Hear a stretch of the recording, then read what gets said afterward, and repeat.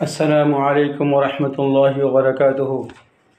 বাংলাদেশের হযরত উলামা ইকরাম, আমি আপনাদের সম্মুখে আপনাদের পক্ষ থেকে পাঠানো একটা পত্রর কিছু অবস্থা পেশ করতে চাচ্ছি। দার খেদমাতে আকদাস হযরত আহলে শোরা ও দিগার আকাবের মার্কাজ দাওয়াত ও তাবলীগ মসজিদ কাকরাইল ঢাকা, আজ ওয়াফদে উলামা ইকরাম ঢাকা বা হুকমে শেখুল ইসলাম হযরত মাওলানা আহমদ শফি সাহেব দামাত বরকাতুহুম খলিফায়ে মজাজ হযরত মাওলানা হুসাইন আহমদ মাদানী মোহতামিম মাদ্রাসা মাইনুল ইসলাম আটহাজারি চাটগ্রাম। আসসালামু আলাইকুম রহমতুল্লাহি ওয়া বারাকাতুহু।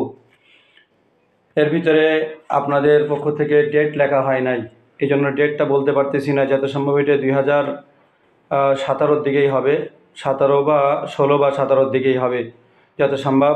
শাহরিয়ার মাহমুদ সাহেব চঞ্চলতার ভিতরে ওবায়দুল্লাহ ফারুক সাহেব দামাত বরকাতুহুদের মাধ্যমে যত সম্ভব এইটাই পাঠাইছিলেন।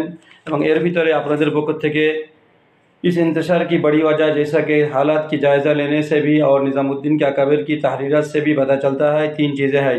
अव्वल, नवंबर 2015 को मरकज़ रायबेन के आलमी इज्तिमा में पूरी दुनिया की पुराने हजरत और ख़ुद मोहतरम मौलाना साद साहब की मौजूदगी में 13 अफराद पर मुश्तमिल जो शुरा तय हुआ था, उसके मोहतरम मौलाना साद साहब दामत बरकतुहुम की तरफ से तस्लीम ना करना।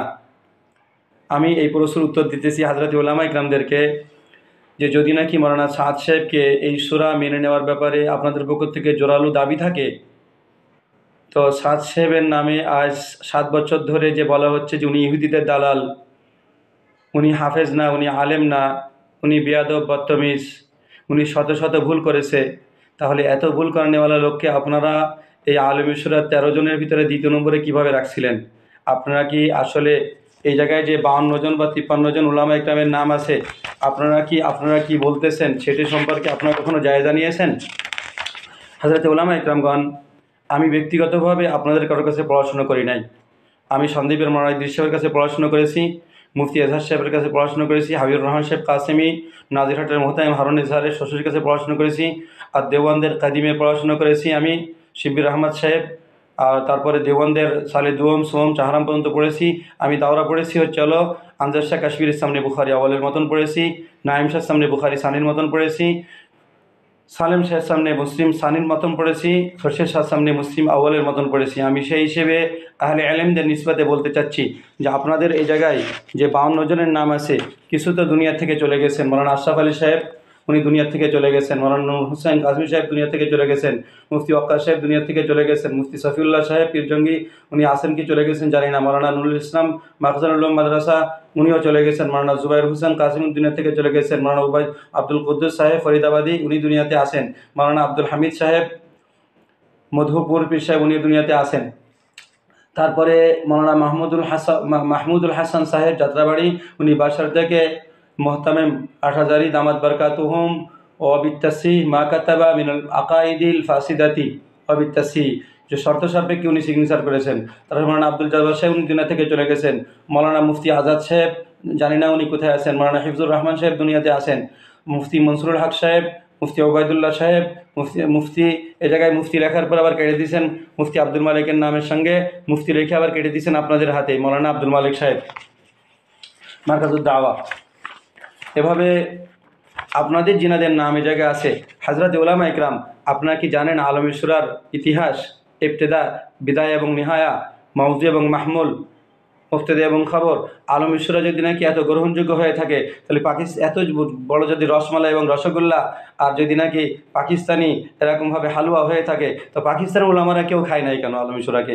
মুফতি তাকি উসমান সাহেবও খায় নাই, তারপরে কেউ খায় নাই পাকিস্তানের, শুধুমাত্র এই এজেন্টের সঙ্গে যারা জড়িত রাইবেন্ড কেন্দ্রিক কিছু তারা ছাড়া আর কেউ মানে নাই।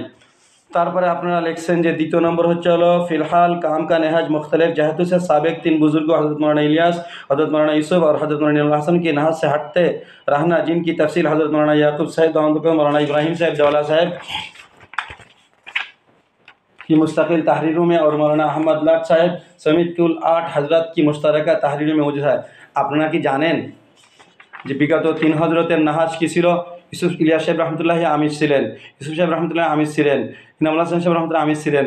আপনারা কীভাবে বলতেছেন? হজরত মাপ চাই আপনাদের কাছে, আমি আপনাদের তিফলে মাকতব মাপ চাই আপনাদের কাছে, আপনারা কীভাবে বলেন আপনারা জানেন শাহরিয়ার মাহমুদ আপনাদেরকে কী খাওয়াইছে? আপনারা জানেন মাওলানা দেলোয়ার আপনাদেরকে কী খাওয়াইছে? আপনারা কি জানেন যে ইঞ্জিনিয়ার মাহফুজ আপনাদেরকে কীভাবে বিভ্রান্ত করেছে? আপনারা কি জানেন যে আহমদ লাট সাহেব সম্পর্কে উনার উস্তাদ আবুল হাসান নদভী রহমতুল্লাহ কী বলেছেন? আপনারা কি জানেন আহমদ লাট সাহেব ইব্রাহিম দেওলা সাহেব সম্পর্কে এর থেকে 55 বছর আগে মাওলানা সাঈদ খান সাহেব রহমতুল্লাহি আলাইহি কী বলে গেছিলেন? আর আপনারা যে কথা বলতেছেন, আপনাদের সমস্ত আকাবেরিনদের আকাবেরিন আবুল হাসান আল নদভী রহমতুল্লাহি আলাইহির পক্ষ থেকে এই পত্রটা আমি ফটোকপি করে আমি সমস্ত মাদ্রাসার, বাংলাদেশের যত মাদ্রাসা এই জায়গায় নাম আছে যাদের সবাই মাদ্রাসায় পাঠাবো ইনশাল্লাহ আগামী 1 সপ্তাহের ভিতরে। দেখেন আবুল হাসান আল নদভী রহমতুল্লাহি আলাইহি এই সমস্ত ইখতিলাফকে সামনে রেখে কি বলে গেছেন আবুল হাসান আল নদভী, হযরতে আরকানে শুরা জামায়াতে তাবলীগ মারকাজ নিজামুদ্দিন জামা আল্লাহু কালিমাতাহুম ওয়াল্লাফা বাইনা কুলুবিহিম ওয়াফাকাহুম লিমা ইউহিব্বু ওয়া ইয়ারদা। अस्सलामु अलैकुम व रहमतुल्लाहि व बरकातुहू। तबलीगी दावत और जद्दोजहद की जो अहमियत व अज़मत दिल में है और उसकी जो एहसानात ख़ुद अपने ज़ात पर है, फिर उसकी उस आहद में आलम इस्लाम में जो मकबूलियत इंदल्लाह व इंदल खलाइक हासिल है और उसकी जो असरात व बरकत आइनी मुशाहदा व तजर्बा में है, उसकी बिना पर एक इज़्तिरारी हालत में लेकिन तौफ़ीक़ इलाही से बहुत आदब के साथ 2 बातें अर्ज़ करने पर इज़्तिरारन व इख्तियारन लिखी जा रही हैं। एक तो यह है कि हर कीमत पर और हर इसार व कुर्बानी करके अरकान शुरा और ज़िम्मेदारान जमाअत जिनका इंतखाब हज़रत जी रहमतुल्लाहि अलैहि की वफ़ात पर हुआ, वहदत व इत्तिफ़ाक़ कायम रखे, चाहे उसकी जो भी कीमत अदा करनी पड़े।